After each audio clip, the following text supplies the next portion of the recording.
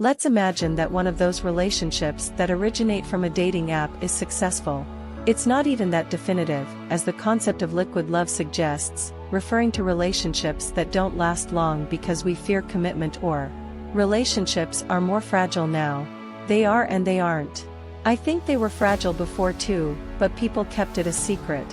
I believe many people weren't happy and there were infidelities. I think many people just felt they had to endure it. And I think now we don't have that social pressure to endure. And now our relationships seem much more fragile. You could say they might be. But I would say people are a bit more honest, which is probably both good and bad. I think many people fear commitment. And maybe in the past, you would say, well, I'm 22 years old, it's time. And now that's coming out in the way they treat the people they date. For example, if their partner seems very interested and then suddenly withdraws. Or they're not emotionally honest, or they don't emotionally connect. They don't want to talk about the future, like, oh my god. And they'll do everything possible not to talk about next year's plans. These are subtle things. It's because they fear commitment. And I don't think there's anything wrong with that. Everyone is afraid of something. I think it's very important to be compassionate with yourself and ask why. That makes you think, because we have a cocktail of problems and realities that we all face in one way or another. But you've talked about a human market, and it's true that there are many things, many options, and many people, and you can also see other relationships that maybe we aspire to, and you say, this is what I want. It's not real, but it's what I want. But you have to deal with all those things at once. And one thing affects the other. It's definitely complex. It's very complex. I also believe we must understand that there is no perfect relationship. Social media makes people think there is. They have a date, have a good time, and think, they're very nice, very sweet, but an inch shorter than I'd like.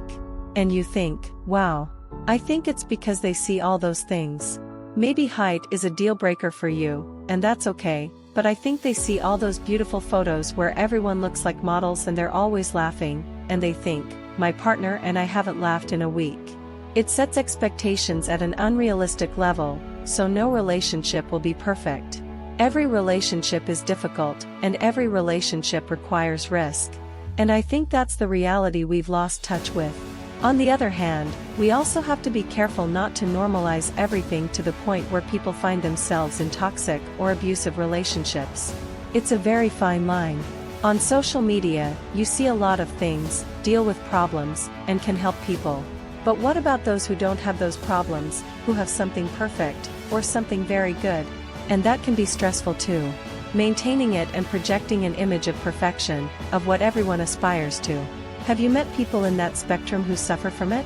Yes, well, I think when you're a role model, a couple, or whatever it may be, there's a lot of pressure.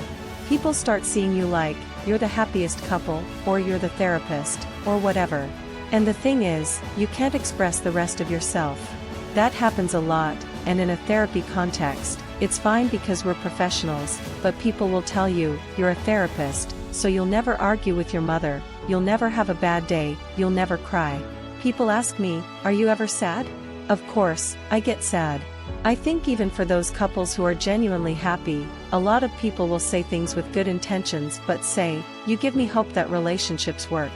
That's a tremendous amount of pressure. It's very flattering, but we also need to be careful not to say, you're the ideal couple that everyone admires, don't mess it up. More pressure,